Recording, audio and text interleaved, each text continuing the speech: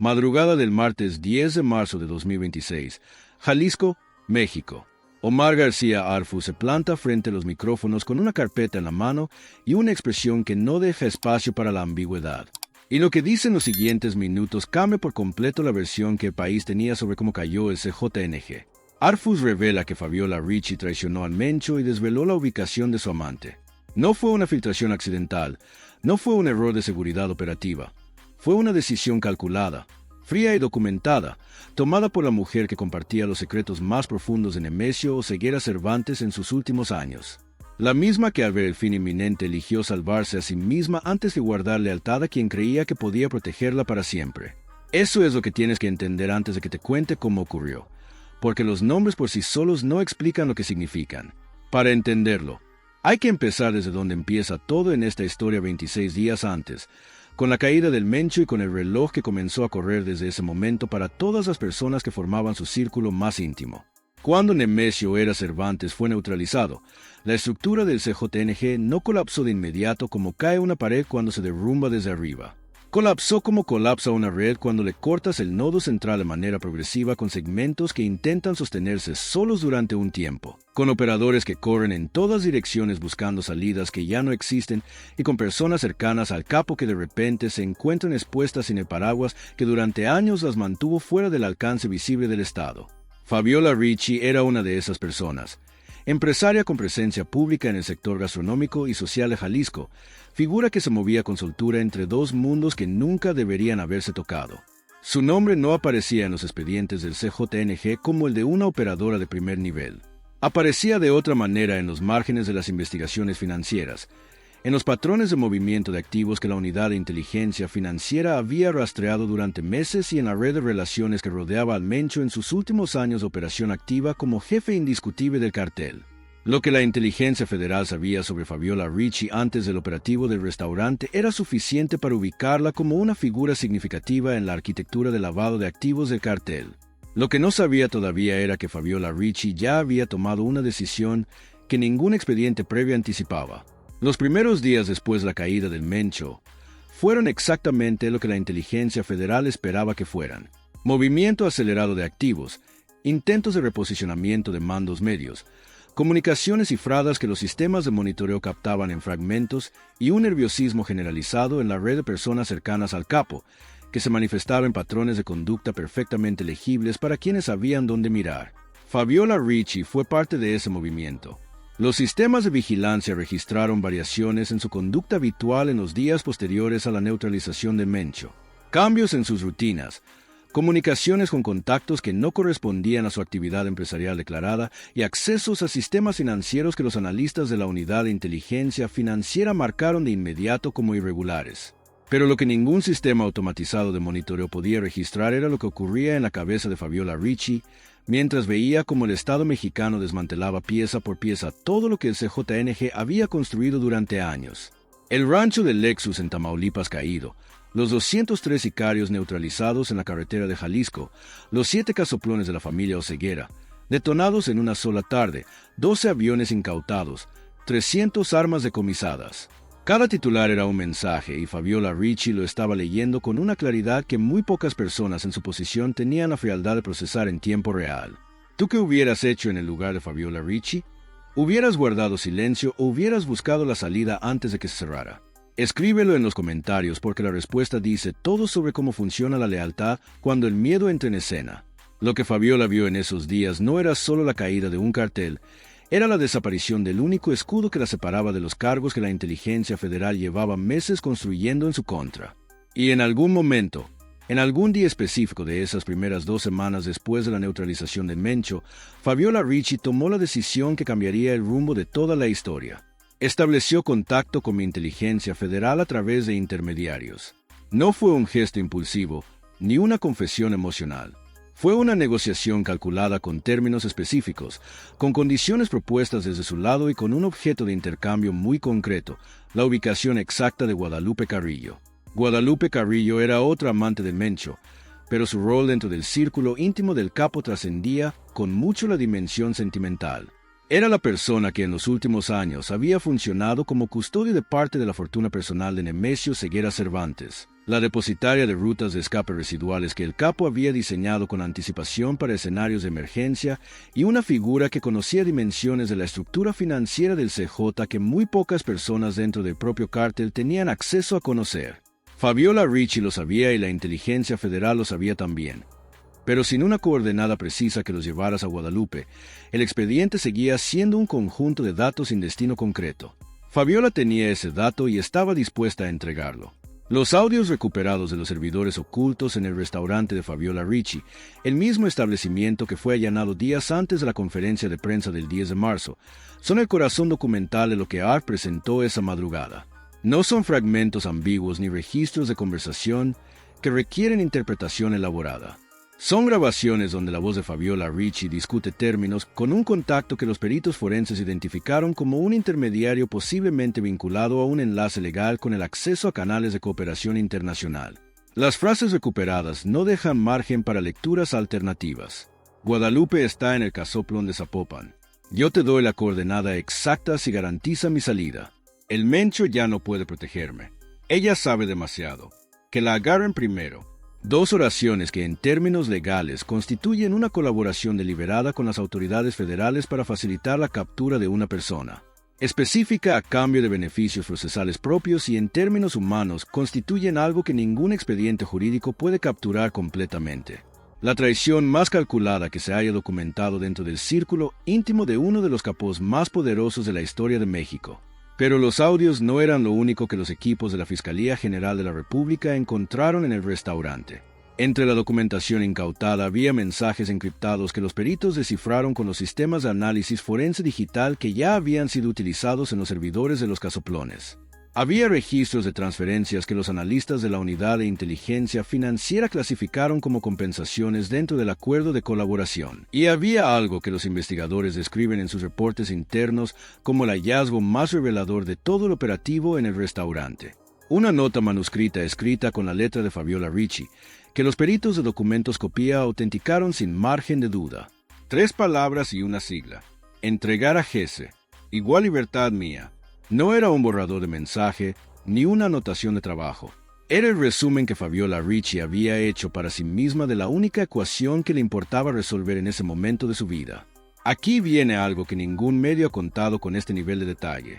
La decisión de Fabiola Ricci de entregar a Guadalupe Carrillo no fue solo una jugada de supervivencia personal, fue también el resultado de una rivalidad que llevaba años acumulándose dentro del círculo más íntimo del Mencho. Fabiola y Guadalupe no eran aliadas. Eran dos figuras que coexistían en el mismo espacio de influencia y confianza del capo, con una tensión que los operadores más cercanos al Mencho conocían perfectamente y que nunca había llegado a estallar abiertamente, porque la presencia del propio Nemesio funcionaba como el equilibrio que impedía que alguna de las dos moviera una ficha que pudiera afectar a la otra. Cuando el Mencho cayó, ese equilibrio desapareció y Fabiola Ricci fue la primera en mover la ficha. ¿Te imaginas que toda la historia de cómo cayó el CJNG tiene en su centro a dos mujeres que se conocían desde adentro? Eso es lo que hace que esta historia sea diferente a cualquier otra que hayas escuchado sobre este cartel. La ubicación que Fabiola proporcionó señalaba un casoplón en la zona de Zapopan, la misma ciudad que ya había sido parte del mapa de propiedades de la familia Oseguera desmanteladas en el operativo del 3 de marzo. Pero esta propiedad no había aparecido en ninguna de las 3 líneas de investigación que condujeron a los 7 casoplones anteriores. Era una dirección que no estaba en los registros financieros rastreado por la Unidad de Inteligencia Financiera. No correspondía a ninguno de los patrones aéreos detectados por los sistemas de monitoreo de vuelos y no había sido mencionada. Ninguno de los operadores capturados en los operativos anteriores. Era un punto ciego perfecto, conocido únicamente por las personas que formaban el núcleo más reducido del círculo íntimo del Mencho y Fabiola Ricci era una de ellas. El operativo en Zapopan se ejecutó con la precisión que ya caracterizaba los golpes de esa etapa de la ofensiva federal. Equipos especializados de la Guardia Nacional y Fuerzas Especiales del Ejército cerraron el perímetro antes del amanecer. Drones de alta resolución mapearon la propiedad en tiempo real. Unidades terrestres blindadas bloquearon todos los accesos posibles antes de que cualquier equipo táctico avanzara hacia el interior. La diferencia con los 7 casoplones del 3 de marzo era que en esta ocasión la inteligencia sobre el objetivo era más precisa todavía porque venía de alguien que había estado adentro. Guadalupe Carrillo fue capturada sin que pudiera activar ninguno de los protocolos de escape que tenía preparados. Lee, que se encontró con ella, confirma el rol que los investigadores le habían asignado dentro de la estructura residual del cartel. Un avión de lujo estaba listo en un hangar de acceso privado vinculado a la propiedad con los tanques llenos y un plan de vuelo alternativo recargado en el sistema de navegación que apuntaba hacia una pista no registrada en los sistemas de aviación civil en Centroamérica. Era el mismo tipo de preparación que los equipos de ARF habían encontrado en los 12 aviones de los casoplones anteriores, pero con una diferencia operativa relevante. Este avión estaba asignado a una sola persona y a lo que esa persona llevaba consigo. Las joyas incautadas con Guadalupe Carrillo representaban, según los avalúos preliminares de los peritos, un valor que los analistas financieros de la Fiscalía describieron como una concentración de activos líquidos convertibles en efectivo en cualquier mercado del mundo. El tipo de recurso que un mando en fuga necesita cuando los canales bancarios están bloqueados y los activos inmobiliarios han sido congelados. Pero además de las joyas, la documentación encontrada con Guadalupe Carrillo era el dato que convirtió su captura en algo mucho más significativo que el decomiso de un activo de alto valor. Suscríbete si te gusta el video porque cada semana traemos operativos como este con todos los detalles, sin versiones oficiales incompletas y sin filtros. Activa la notificación para que no te falte ninguno. Los dispositivos electrónicos incautados con Guadalupe Carrillo contenían información que los peritos forenses comenzaron a procesar de inmediato rutas de escape hacia 3 destinos distintos en el extranjero, con coordenadas de recepción en cada uno. Contactos con nombres en clave en entidades del norte del país que todavía no habían sido identificados por la inteligencia federal. Registros de movimientos financieros hacia estructuras de resguardo en el exterior que la Unidad de Inteligencia Financiera no tenía en sus bases de datos y conversaciones encriptadas con personas que los análisis preliminares vinculaban a la red de mandos medios que había sobrevivido a los operativos anteriores y que seguía intentando reorganizarse en los márgenes de lo que quedaba de la estructura del cártel. Guadalupe Carrillo no era únicamente una figura sentimental en la historia del Mencho. Era el último nodo activo de la red de escape y respaldo financiero que el capo había construido con anticipación para el peor escenario posible. Y Fabiola Ricci lo sabía perfectamente cuando dio la coordenada. La conferencia de prensa que García Harfuch ofreció la madrugada del 10 de marzo no fue una rueda de prensa elaborada con presentaciones y pantallas. Fue una declaración directa calculada en cada palabra del tipo que no deja espacio para interpretaciones ambiguas.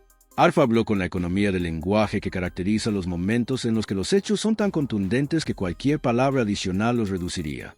Fabiola Ricci traicionó al Mencho y desveló la ubicación de su amante Guadalupe Carrillo. Su jugada egoísta por salvarse le costó al capo su último refugio y aceleró su fin. El CJNG no cayó solo por la fuerza, cayó por la traición más cercana, la de quien compartía su cama y sus secretos. Nadie escapa cuando la lealtad se rompe desde dentro.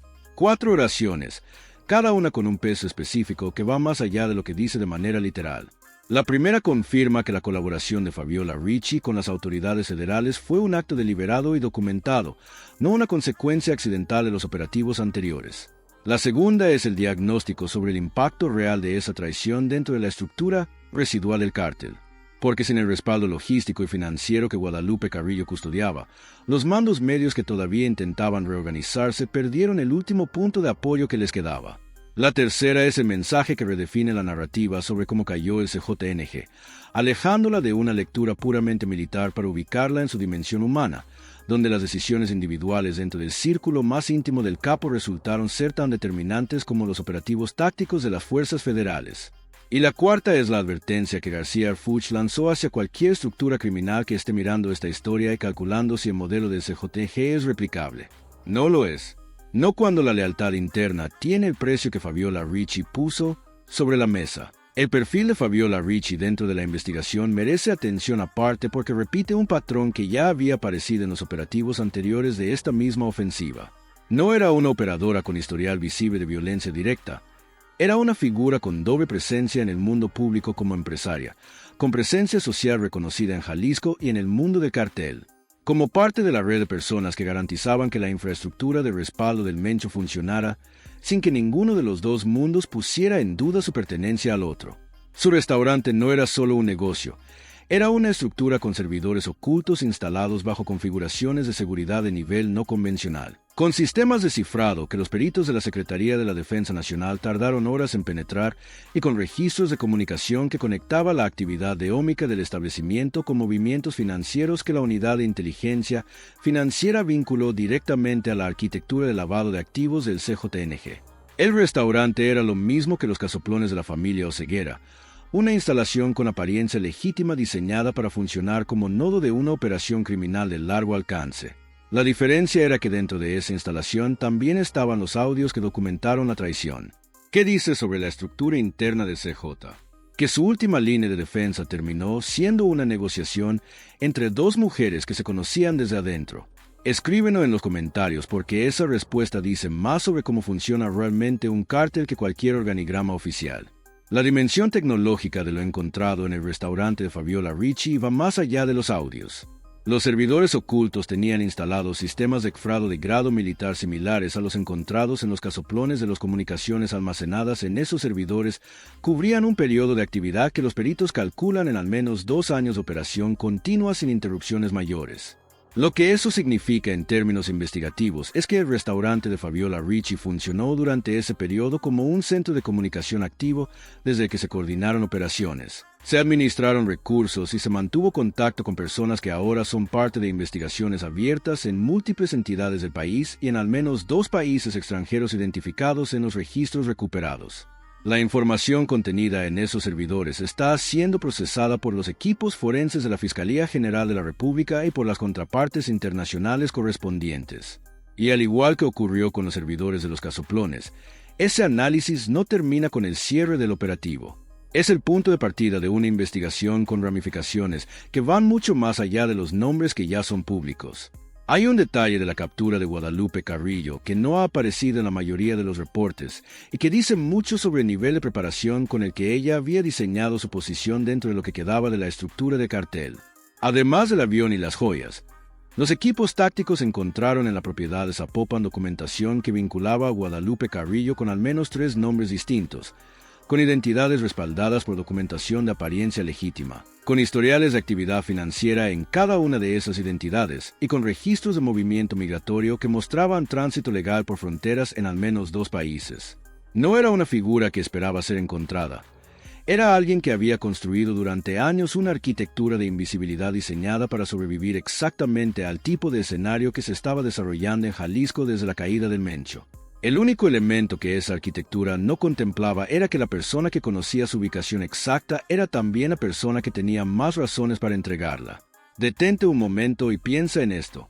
En 26 días, el CJNG perdió a su fundador, a 203 en una carretera de Jalisco, 2 jets en Tamaulipas, 12 aviones en 7 casoplones, 300 armas, la infraestructura tecnológica de sus centros de coordinación, su capacidad aérea completa y ahora la única persona que custodiaba las rutas de escape residuales y parte de la fortuna personal de Mencho. ¿Qué organización sobrevive a eso en menos de un mes? Escríbelo en los comentarios porque la respuesta no es optimista para nadie que todavía esté apostando por lo que queda del cartel. La conexión internacional que emerge de los hallazgos combinados del restaurante de Fabiola Ricci y de los dispositivos de Guadalupe Carrillo merece su propio espacio porque trasciende por mucho los límites de Jalisco. Las rutas recargadas en el avión de Guadalupe no eran una sola opción de destino. Los análisis preliminares de los equipos forenses identificaron coordenadas de pistas de aterrizaje no registradas en sistemas de aviación civil en 3 países distintos, incluyendo destinos en Centroamérica y uno en Sudamérica. Y los registros de comunicación de los servidores del restaurante de Fabiola Ricci incluían contactos con nombres en clave en entidades del norte de Claro, México y en al menos 2 países extranjeros cuyos organismos de inteligencia están siendo notificados a través de los canales de cooperación internacional correspondientes. La Administración para el Control de Drogas de Estados Unidos, conocida como la DEA, y los organismos de seguridad de los países identificados en esas coordenadas forman parte del círculo de contrapartes que en este momento están procesando la información derivada de ambos operativos. Lo que se abre a partir de esos datos tiene potencial de revelar estructuras de recepción y lavado de activos que operan desde hace años bajo cobertura de actividades legítimas en esos territorios. La dimensión financiera del operativo también tiene números que van más allá de lo que aparece en las imágenes del decomiso. Las joyas incautadas con Guadalupe Carrillo representaban, según los avalúos preliminares, activos de conversión inmediata que ningún bloqueo bancario puede detener una vez que están fuera de país. Los registros financieros recuperados tanto en el restaurante de Fabiola como los dispositivos de Guadalupe sugieren movimientos hacia estructuras de resguardo en el exterior que la unidad de inteligencia financiera no tenía registradas en sus bases de datos previas al operativo. Eso significa que existía una capa de la arquitectura financiera del CJNG que había operado con suficiente discreción como para mantenerse fuera del radar de los sistemas de detección habituales. Esa capa ya no existe como red operativa, existe como expediente de investigación, en manos del Estado mexicano y de sus contrapartes internacionales. Lo que este operativo representa en su dimensión estratégica es algo que hay que entender en el contexto de los 26 días anteriores. La caída del Mencho abrió una ventana de vulnerabilidad dentro del CJNG que la inteligencia federal aprovechó de manera sistemática. Cada operativo subsiguiente utilizó la información obtenida en el anterior para identificar el siguiente objetivo. Los 203 sicarios de la carretera de Jalisco aportaron datos sobre rutas y operadores. El rancho de Tamaulipas aportó documentación sobre redes financieras y contactos en el norte. Los casoplones de la familia Oseguera aportaron la arquitectura tecnológica que condujo a las investigaciones sobre el restaurante de Fabiola Ricci, y la colaboración de Fabiola Ricci aportó la coordenada que condujo a Guadalupe Carrillo, al avión listo para despegar y a la documentación que ahora alimenta investigaciones en múltiples países.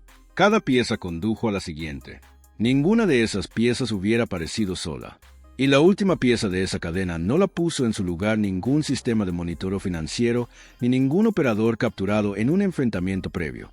La puso en su lugar una mujer que calculó que su supervivencia valía más que cualquier otra lealtad que hubiera construido durante años dentro del círculo más íntimo del FAD, hombre más poderoso del crimen organizado mexicano. Fabiola Ricci está siendo procesada por los cargos que la Fiscalía General de la República derivó de la documentación incautada en el restaurante, incluyendo delincuencia organizada y operaciones con recursos de procedencia ilícita. Los términos del acuerdo de colaboración que ella negoció a través de intermediarios están siendo evaluados dentro del marco legal correspondiente y su impacto sobre los cargos finales dependerá de la validación judicial del valor de la información proporcionada.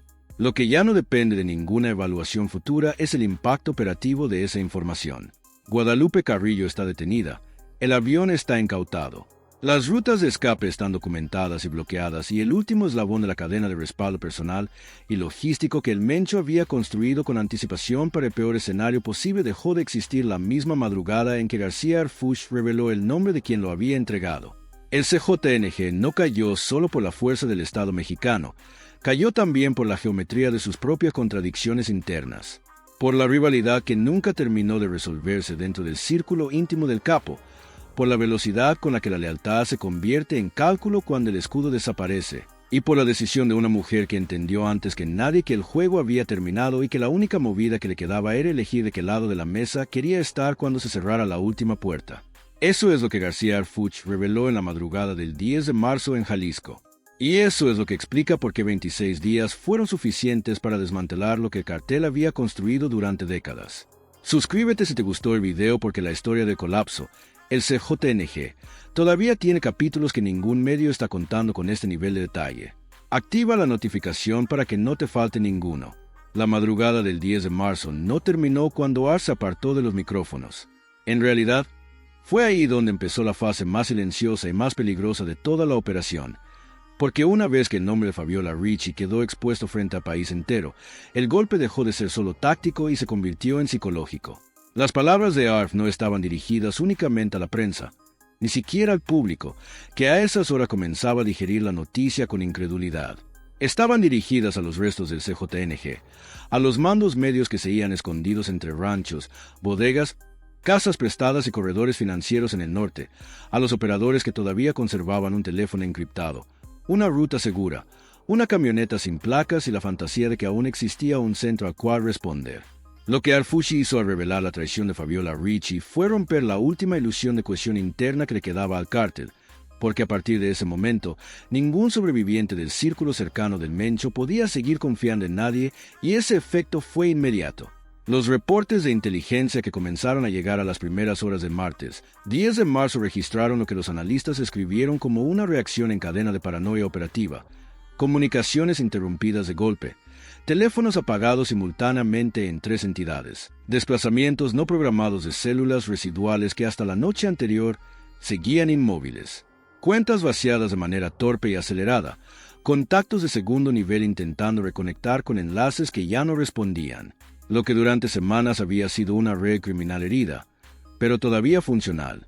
Empezó a comportarse como una estructura que ya no sabía distinguir entre una amenaza externa y una traición interna. Y eso en cualquier organización clandestina es el principio del fin real, porque una estructura criminal puede soportar balazos, decomisos, capturas e incluso la caída de su líder. Pero casi nunca sobrevive el momento en que todos los que quedan comienzan a sospechar que el otro puede ser el siguiente en venderlos. Los nombres de 3 operadores empezaron a circular en los análisis cruzados de esa misma mañana, no como figuras nuevas, sino como sobrevivientes que intentaban llenar a la carrera el vacío dejado por la captura de Guadalupe Carrillo y la exposición de Fabiola Ricci. Eran mandos, sin el peso simbólico del Mencho y sin la autoridad suficiente para unificar facciones, pero con algo todavía más peligroso, el impulso desesperado de demostrar que el cártel seguía vivo. Y cuando un cártel necesita probar que sigue vivo, lo que hace casi nunca es reorganizarse con inteligencia. Lo que hace es cometer errores. La vigilancia aérea sobre corredores rurales de Jalisco y Zacatecas detectó movimientos que no coincidían con los patrones de resguardo usados por células profesionales. Eran trayectos nerviosos, cambios repentinos de dirección, vehículos que hacían escalas absurdas, como si quienes iban dentro no estuvieran escapando del Estado, sino de la posibilidad de que alguien ya hubiera dado su nombre. Eso fue lo que entendió Arf antes que nadie, que el siguiente golpe no tenía que buscarse únicamente en un expediente, sino en el comportamiento desordenado de una estructura que acababa de perder la capacidad de confiar. Mientras la prensa seguía discutiendo el alcance de las revelaciones sobre Fabiola y Guadalupe, los equipos de inteligencia federal ya estaban procesando una nueva capa de datos que salía tanto de los dispositivos incautados en Zapopan como de los servidores ocultos bajo el restaurante. Había conversaciones aparentemente inofensivas, mensajes fragmentados, listas incompletas de pagos, seudónimos repetidos en distintos contextos y referencias geográficas disfrazadas de lenguaje cotidiano. Para un observador normal era ruido. Para los peritos que venían, siguiendo el rastro del CJNG desde la caída del Mencho, era otra cosa. Era la sombra de un punto de reunión, un nodo provisional, un lugar que no aparecía como centro de mando, pero que empezaba a concentrar demasiadas líneas dispersas como para ser casualidad. Lo más inquietante no era solo que ese punto existiera, lo inquietante era quienes parecían dirigirse hacia él. Entre los nombres en clave que emergían de los cruces forenses aparecían referencias a operadores financieros, a enlaces de protección local y a 2 figuras que los reportes internos describían como custodios de información sensible sobre remanentes logísticos del cartel. Eso significaba una sola cosa. Los restos del CJNG no estaban buscando reactivar la guerra abierta. Estaban intentando salvar lo único que todavía podía darles margen de maniobra: dinero, contactos y rutas. Ya no se trataba de reconstruir el imperio. Se trataba de rescatar los fragmentos más útiles antes de que el Estado cerrara. El último círculo. Por eso, en las horas siguientes a la conferencia, el lenguaje dentro de las reuniones de gabinete cambió. Ya no se hablaba únicamente de captura de objetivos prioritarios. Se hablaba de negación de supervivencia estructural. Cada ruta debía ser bloqueada antes de que se reactivara. Cada pista debía ser identificada antes de que recibiera una sola aeronave más. Cada enlace financiero tenía que ser congelado antes de que se transformara en oxígeno para una célula en fuga. Lo que Ars tenía enfrente ya no era un cartel en expansión, ni siquiera un cartel en resistencia. Era una red en fase terminal, intentando decidir qué órgano salvar antes de que el cuerpo completo dejara de responder. Y en medio de esa fase apareció otro dato que cambió de escala lo que ya parecía enorme: una libreta digital protegida con doble cifrado y recuperada de uno de los dispositivos de Guadalupe Carrillo. Contenía una serie de referencias temporales y siglas. Durante varias horas no dijeron nada concluyente, pero cuando los analistas cruzaron esas siglas con registros previos de combustible aéreo, entradas a hangares privados, movimientos bancarios triangulados y comunicaciones recuperadas del restaurante de Fabiola Ricci, la figura comenzó a dibujarse con una nitidez brutal. No estaban frente a una simple lista de escape, estaban frente a un protocolo de continuidad, una secuencia diseñada para activarse si el Mencho caía, si los casoplones eran intervenidos y si la red financiera principal quedaba comprometida. En otras palabras, El capo había asumido desde tiempo atrás que el peor escenario era posible, y alguien había trabajado durante años para construir una salida ordenada a ese escenario. Guadalupe era parte de esa arquitectura, pero no era la única. La existencia de ese protocolo obligó a reinterpretar incluso los operativos de los días anteriores. Lo que antes parecía una serie de golpes concatenados empezó a revelar una verdad todavía más